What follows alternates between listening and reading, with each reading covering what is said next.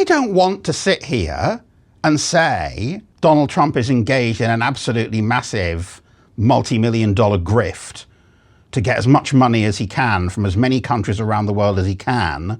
But I'm just saying it's a weird coincidence that Qatar wants to give him a plane, and this company that has no resources somehow has $300 million to spend on his coin. I could be a stupid person and say, oh, no, we don't want a free plane. We give free things out. We'll take one, too. Air Force One, very important plane. You would think the United States, the number one economic power in the world, might be able to source its own presidential jet.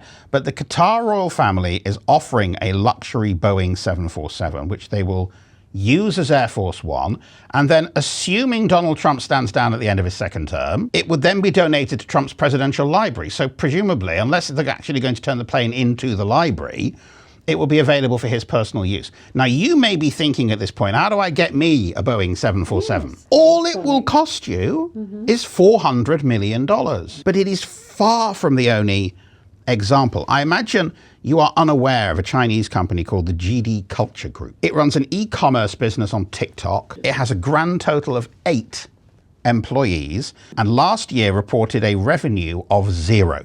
Inexplicably, however, this company is buying $300 million of Donald Trump's cryptocurrency.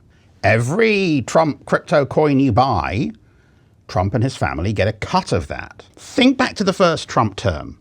We were outraged by the idea that he wouldn't declare his financial details, or that US government staff were booking places in Trump hotels and paying money to Trump to stay in his hotels on the business of the government that he was in charge of.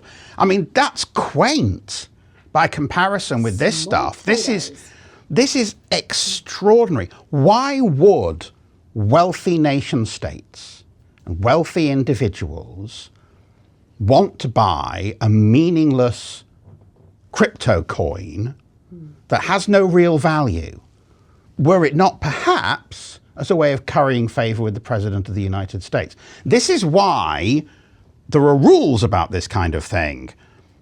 However, Donald Trump, early in his second administration, removed the ban on accepting gifts from lobbyists. He loosened the laws on foreign lobbying and foreign bribery. He sacked the head of the body that oversees conflicts of interest in the federal government, and he got rid of the head of the office that protects whistleblowers who highlight wrongdoing and corruption within the federal government. I would never be one to turn down that kind of an offer. I mean, I could be a stupid person and say, no, we don't want a free, very expensive airplane. But I thought it was a great gesture. I am not suggesting for one moment that Donald Trump removed the guardrails preventing large-scale corruption, then encouraged wealthy individuals and nation states to give him money covertly by buying his made-up currency, inventing a means by which people around the world could give him money. Yeah. But I'm absolutely sure, there is nothing dodgy going on. No. He is just making America great again.